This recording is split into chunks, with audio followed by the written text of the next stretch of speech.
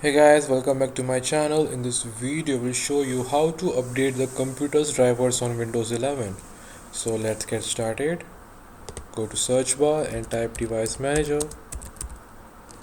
As you can see on the top here, click on here. Now open the window. Now here you can see the different type of drivers option list. So first of all, you have to go for computer drivers. Click on here, double click on it. Now you can see the two different options here, ACP X64 as well as TeamMedia Admin Book 15 Pro. So you have to right click on the first and go to update driver. Now here we will see the two options. You have to click on first option, search automatically for drivers. Click on here. Now as you can see here, my driver is up to date and search in your laptop as well. Now close this window and again check for the second one. Right click on it and click on update driver. Now you can click on search automatically for drivers. Now you can see here my computer driver is up to date. Close the window.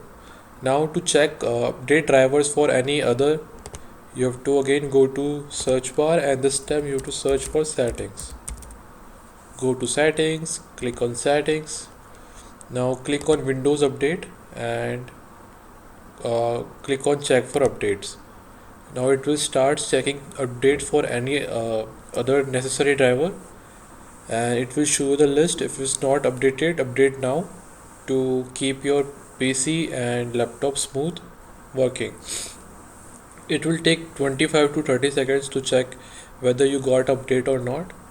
And till you can subscribe to my channel. I hope you like this video and I keep posting about Windows 11 and it's searching for the new updates as you can see here. Okay, now you can see here my laptop is up to date and thanks for watching. If I know you like the video, so don't forget to like and subscribe my channel. I will see you in the next one. Thanks for watching.